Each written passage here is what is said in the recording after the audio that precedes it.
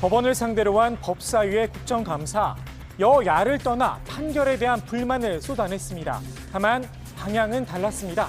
야당은 조국 전 법무부 장관을 겨냥했습니다. 조 전 장관 동생의 재판 결과를 납득하기 어렵다는 겁니다. 지원자들로부터 뒷돈을 받아서 조건 씨에게 돈을 전달한 공범 2명에 대해서는 항소심까지 배임 수재가 다 유죄로 선고가 됐습니다. 그런데 그 재판에서 조건 씨는 배임 수재는 무죄가 선고됐습니다.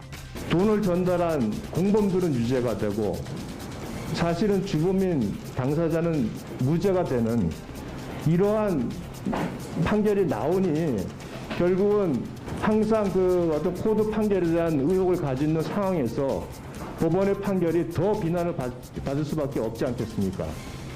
해당 재판부의 사실 인정과 재판의 결과 당부에 대해서 법원장이 얘기하는 것은 재판 개입의 소지가 있어서 적절하지 않은 것 같습니다. 좀 양해해 주시고요.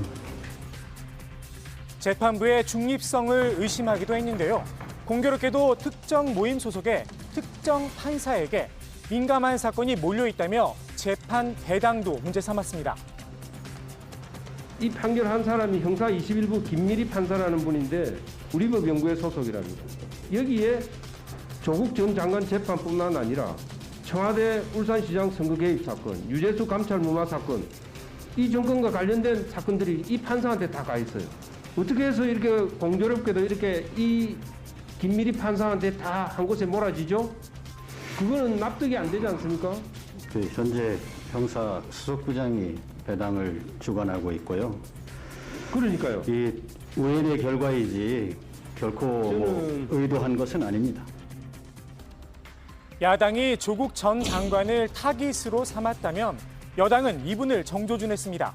공교롭게도 조 전 장관과 서울대 법대 8학번 동기죠. 국민의힘 나경원 전 의원입니다. 나 전 의원에 대한 압수수색 영장이 무더기 기각됐다며 판사 출신이라 봐주는 거냐 날을 세웠습니다.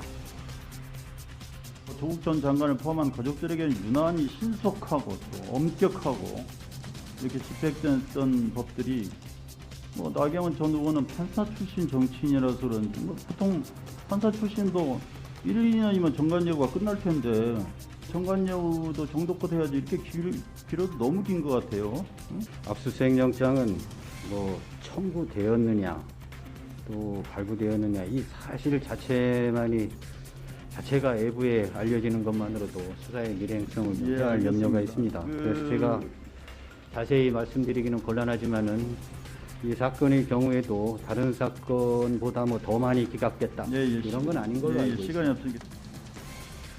박근혜 정부 시절 대표적인 적폐로 꼽히죠.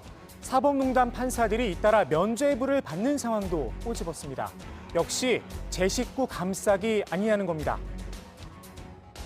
판사의 신뢰가 사법농단 이후로 엄청나게 이게 무너지기 시작을 했는데요. 사법농단에 대해서 계속해서 줄줄이 무죄 판결이 나오는 거 보고 야 저거 끼리끼리 봐주는 거 아니냐.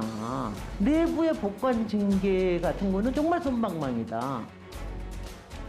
판사들이 국민들의 법감정과 동떨어져 있다는 지적도 나왔습니다. 자신들만의 동굴에 갇혀 있다는 겁니다. 소위 N번방 사건 같은 경우도 초범, 반성, 피해자 합의 이것만 있으면 무조건 그냥 관용을 해버려요. 이러니 국민들이 이걸 받아들입니까? 법관님들께서 국민들 정서, 국민들 상식 좀 잘 알아주셨으면 좋겠습니다. 오늘 국감 내내 여야 양쪽에서 법관의 공정성 문제가 제기되자 법원도 곤혹스러웠나 봅니다. 이런 하소연을 내놓기도 했습니다. 우리 사회가 이게 진영이 대립이 심하다 보니까 자꾸 이게 단편적인 사실을 가지고 법관도 편가르게 하는 그런 현상이 있어서 법원이 국민들의 신뢰를 받고 있느냐 스스로를 되돌아볼 문제일 듯 싶습니다.